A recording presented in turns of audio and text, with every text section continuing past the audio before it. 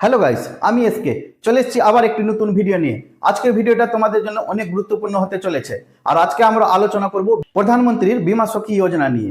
এই ভিডিওটিতে মহিলাদের জন্য সুসংবাদ রয়েছে, যাকে বলে আনন্দ সংবাদ। এই প্রকল্পটিতে মোদী সরকার প্রত্যেক মহিলাকে 7,000 টাকা প্রতি মাসে দেওয়ার কথা বলা হয়েছে। তো এই ভিডিওটার রিয়েলিটি কি আছে এর সত্যতা আজকে আমরা এই ভিডিওতে আলোচনা করব আর জানবো আমরা বীমা সখী যোজনা নিয়ে। তো চলো ভিডিওটা শুরু করা যাক।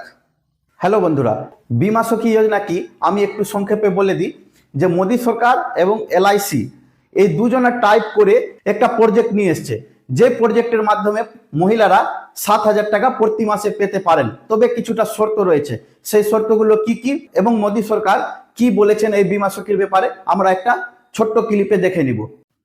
বীমা সখীর ব্যাপারে প্রধানমন্ত্রী বলতে চেয়েছেন যে বীমা সখী যোজনা হলো ভারত সরকারের একটি উদ্যোগ, যা গ্রামীণ এলাকার মহিলাদের আর্থিকভাবে স্বনির্ভর করতে এবং বীমা সম্পর্কে সচেতনতা বাড়াতে চালু করা হয়েছে।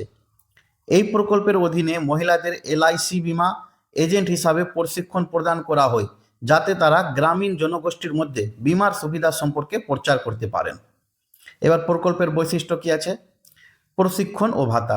প্রথম বছর প্রতি মাসে 7,000, দ্বিতীয় বছর 6,000 এবং তৃতীয় বছর 5,000 ভাতা প্রদান করা হয়। এছাড়া প্রতি মাসে 2,100 টাকা প্রণোদনা এবং বীমা পলিসি বিক্রয়ের ওপর কমিশনও পাওয়া যায়। এটার জন্য কি যোগ্যতা দরকার? বলছে 18 থেকে 50 বছর বয়সী মহিলা 50 বছর বয়সী গ্রামীণ এলাকায় মহিলারা যারা কমপক্ষে 10ম শ্রেণী পাস করেছেন এই প্রকল্পের আবেদন করতে পারেন। আবেদন প্রক্রিয়া কি আছে? এলআইসির অফিসিয়াল ওয়েবসাইটে গিয়ে আবেদন করা যায়। আবেদনের সময় আধার কার্ড, ভোটার কার্ড, 4টি পাসপোর্ট সাইজের ছবি, মোবাইল নাম্বার, ব্যাংক পাসবুক বিবরণ এবং 10ম শ্রেণীর মার্কশিট দিতে হবে। তো তোমরা ছোট্ট ক্লিপটা দেখে বুঝতে পারলা যে বীমা সখী যোজনা জিনিসটা কি। প্রত্যেক মহিলারা কিন্তু 7,000 টাকা প্রতি মাসে পাবেন না।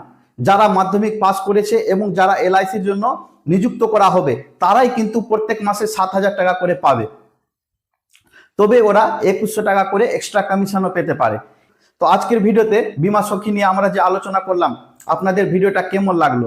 আরো সরকারি প্রকল্পগুলো জানার জন্য আমার ভিডিওটি লাইক শেয়ার করে দেন এবং আমার চ্যানেলটিকে অবশ্যই সাবস্ক্রাইব করে দিবেন। ধন্যবাদ বন্ধুরা।